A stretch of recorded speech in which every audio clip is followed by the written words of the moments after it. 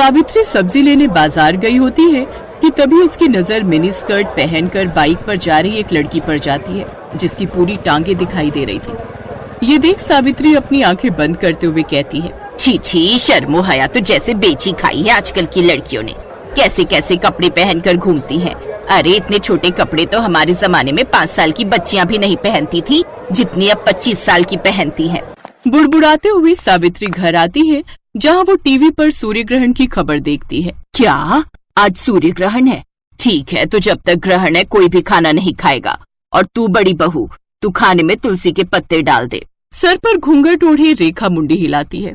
कुछ देर बाद सूर्य ग्रहण लग जाता है। तभी रेखा का पति ऑफिस से थका हारा घर आता है और फ्रिज में से ब्रेड जैम लगाकर खाने लगता है। ये देख सावित्री गुस्से में चिल्लाते हुए कहती है, हे राम, कर दिया ना अपशगुन। भला ग्रहण में कौन खाना खाता है? क्या माँ, अब भूख लग रही है तो कुछ खाओ भी ना क्या? ठीक ही तो कह रहा है वो। अब ये सब पुराने विचारों को त्याग भी दो सावित्री। आप तो चुप ही रहिए। और तू बड़ी बहू, यहाँ खड़ी खड़ी मेरी शक्ल क्या देख रही है? तू इसे रोक नहीं सकती थी? माँ जी वो मैं। अब क्या बकरी की तरह मैं कर रही है? अपना पल्लू ठीक करिए, सर से खिसकना नहीं चाहिए। बहुएं जितनी मर्यादा में रहें उतनी ही अच्छी लगती हैं। अरे हम भी थे, जितना मर्जी काम करते थे, लेकिन मजाल है कि कभी घूंघट सर से सरका हो।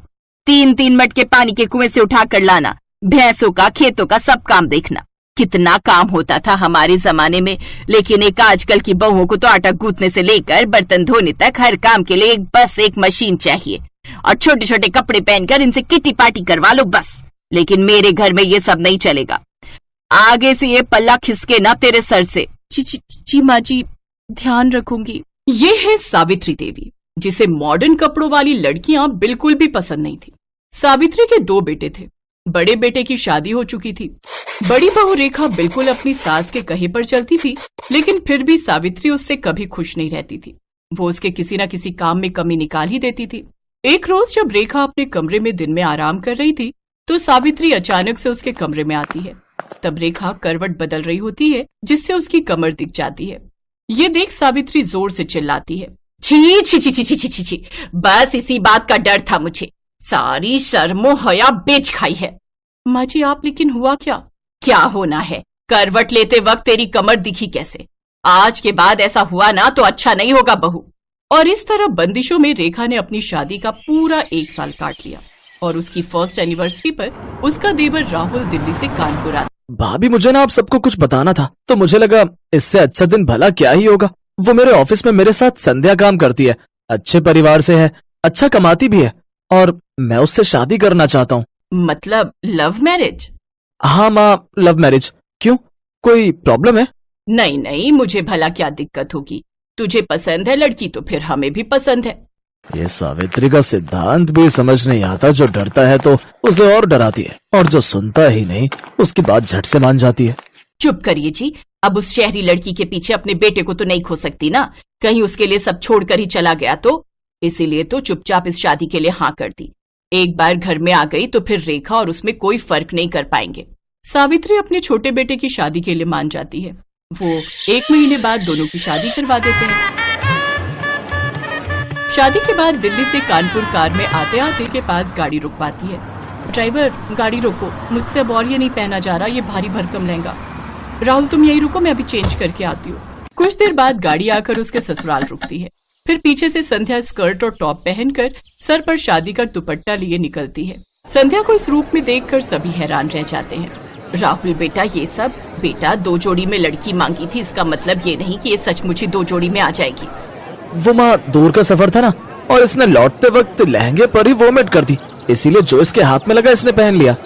ये राहुल का बच्चा झूठ क्यों बोल रहा है? चलो संध्या, माँ के पाँव छुओ। हैं? अरे नहीं नहीं, तुम रहने दो। अगर तुम झुकी तो न जाने क्या क्या झुक जाएगा। ओह थैंक्स। वैसे मैं खुद झुकने के मूड में नहीं थी। वो क्या है ना, मैं बहुत थक चुकी हूँ। वैसे माँ जी, हमारा बेडरूम कहाँ है? वो क्या है ना, मैं पहले बाथ शावर लेना चाहती हूँ। और राहुल डार्लिंग, तुम ना प्लीज मुझे बॉडी मसाज दे देना। आज सचमुच मुझे बहुत थकावट है। बताओ ना माँ जी, बेडरूम कहाँ है? संध्या, बस 2 मिनट, माँ गृह प्रवेश कर ले।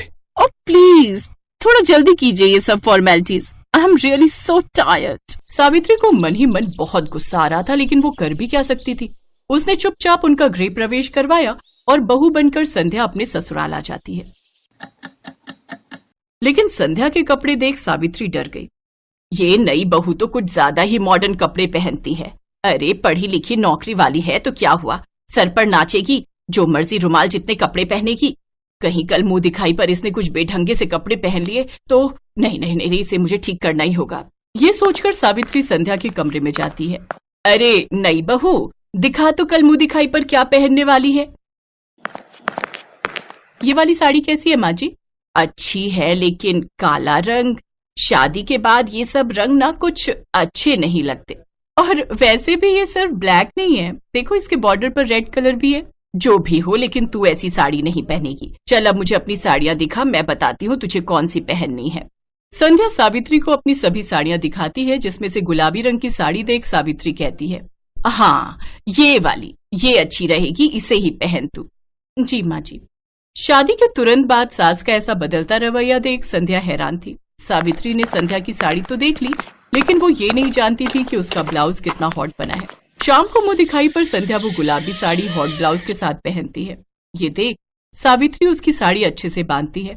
अरे बहू, ये सर पर पल्ला कर ले, सब मेहमान आएंगे ना तो उनके सामने यूं सर ढके घूमना अच्छा नहीं लगता।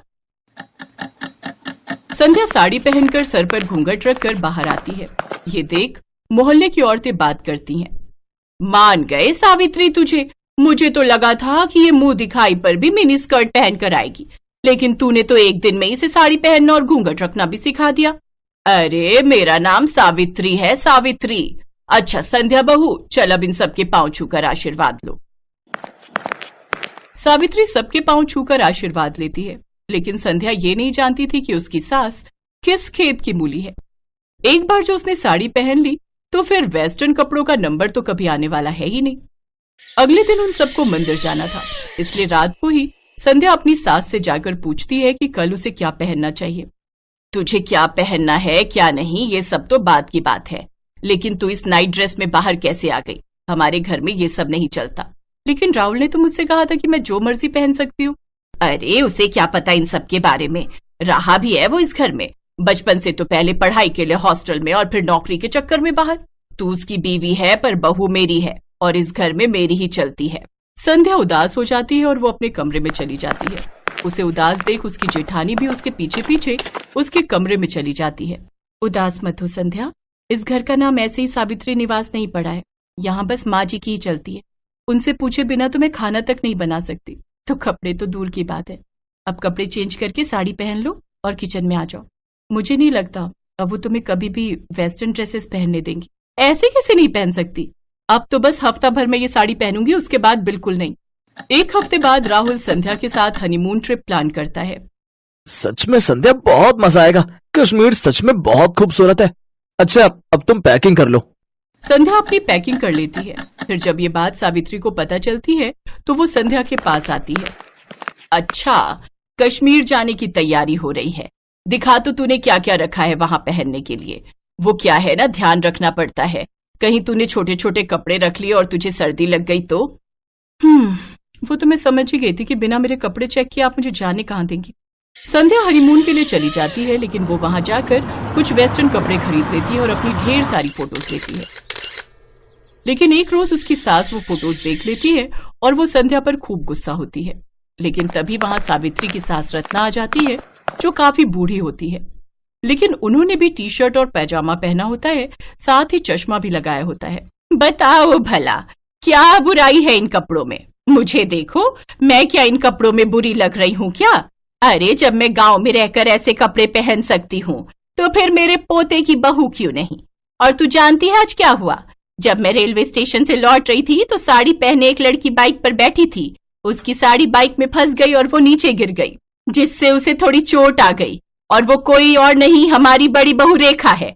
अभी अस्पताल में भर्ती करवा कर आई हूँ उसे। जमाने के साथ अपनी सोच बदल सावित्री। ये सब बातें सुन सावित्री को अपनी गलती का एहसास होता है और अब वो कभी भी अपनी बहुओं को उनकी मर्जी के कपड़े पहनने से नहीं रोकती।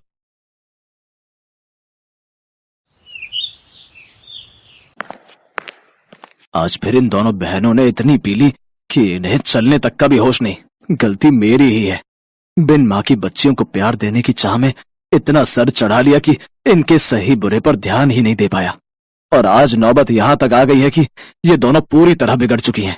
अपनी दोनों जवान बेटियों की हरकतों को देखते हुए धनराज सेठ उनके लिए लड़के तलाशने शुरू कर देता है। फिर कुछ दिनों में उनकी शादी अपने बराबर के घराने में कर देता है, जहां उनकी सास राजरानी हाथों में आरती की थाली लिए उनका स्वागत करती है, जिसे देख सुनैना और मलाइका अपने घूंघट को हटाते हुए कहती हैं, ओफो सासू मॉम, अब ये सब तामझाम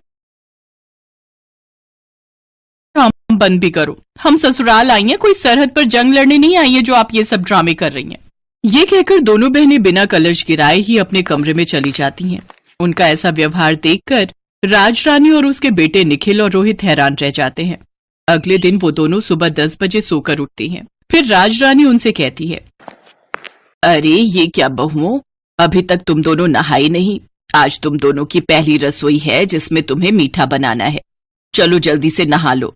लेकिन सासू मॉम, हमें तो करछी पकड़नी तक नहीं आती, हमें तो सिर्फ मीठा खाना आता है, बनाना नहीं। और वैसे भी घर में नौकर है ना, तो ये उनका काम है। हमने तो आज तक अपने घर के किचन में भी कदम नहीं रखा। बेटा, घर में भले ही हर काम के लिए नौकर है, लेकिन घर का खाना तो घर की लक्ष्मियों को ही बनाना चाहिए। माँ बिल्कुल सही कह रही है। और वैसे भी शादी के बाद अपनी पहली रसोई में मीठा बनाना एक रस्म है जो हर बहू निभाती है। ओफो, मायके में हमारा बाप कम था जो अब यहाँ तुम दोनों भी लेक्चर देने लग गए। Live it. अरे सुनैना, चलो जल्दी से रेडी होकर बाहर पूल में आ जाओ। आज हम दोनों जी भरकर स्विमिंग करेंगे।